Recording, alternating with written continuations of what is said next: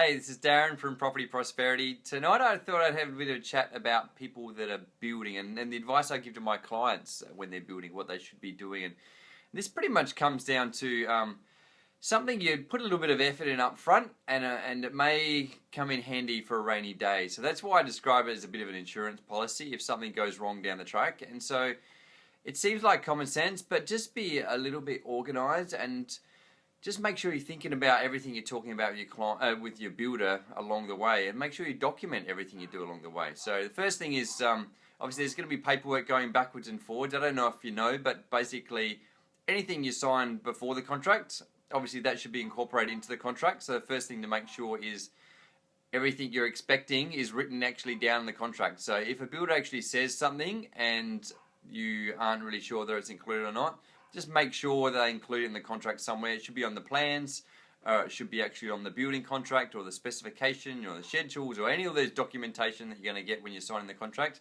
Just make sure that everything you're expecting to get is actually on one of those documents there. So then if anything goes wrong down the track, then you can go back and say, hey, well, it was in our agreement from the start, so you have to honor that agreement. So next thing is if you change your mind or if the builder has any changes along the way, after you've signed the contract, any changes after you've signed the contract is called a variation, which means it should be documented. So there should be a piece of paper, even if it's just you're changing the door from a yellow door to a green door, even if there's not any financial costs, you still should document it, and there should be a variation document which comes from the builder to you. You should sign off on it and send it back to the builder, and the builder should actually sign off on it as well. So it should be documented that everyone's agreed that's the change, and if there's any financial costs of that change as well. So there's not going to be any surprises down the track. So the next thing I suggest to people is just keep a track of the communications going backwards and forwards to the builder. So if the builder's promising to do certain things or you're expecting something to come from the builder,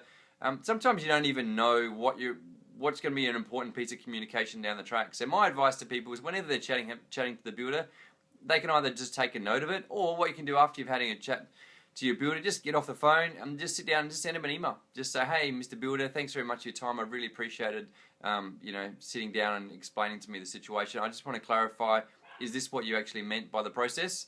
And then the good thing about that is you then clarify what your expectations are, and it's documented. You'll then be able to go back, if something goes wrong, you'll be able to go back through all your emails and find out if there's any issues. If there is any misunderstanding, you'll be quite clear because you've documented what your expectations are. And the good thing is if the builder doesn't reply back, hi, thanks for the like. If the builder doesn't reply back and disagree with your expectations or your understanding, then I suppose you can just take that as, the builder's agreed with what you've said, because you've obviously been involved in the conversation originally on the phone. You've then documented it. You've sent that through saying, this is my understanding of our conversation. If there's any misunderstanding, let me know as soon as possible so we can take that into account. And so it's just a way of recording all the communications going backwards and forwards. So if there's any issues down the track, you can always go back through all your communications and say, hey, well, you said this is what it was going to be. I've sent an email, I've confirmed that's what was going to happen.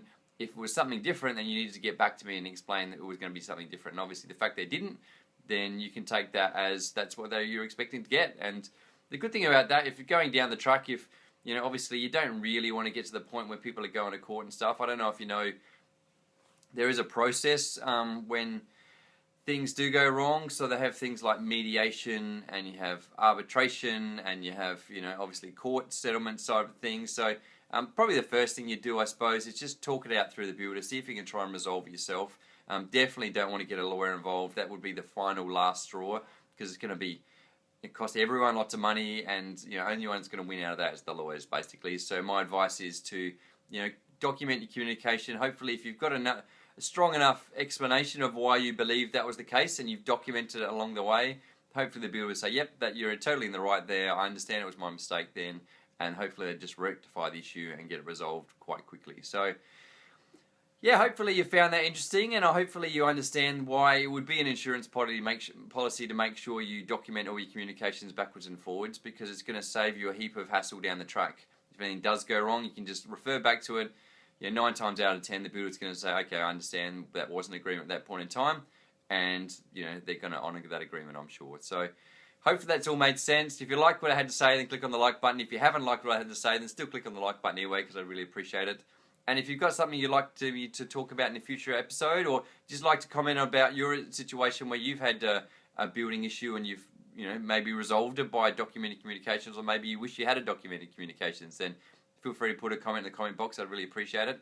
And if you know someone that's thinking about building or going through the building process, click on the share button, because hopefully they'll get some benefit out of knowing that it's really important to document all this communication backwards and forwards between the builders. So thanks for your time. I look forward to chatting to you next time.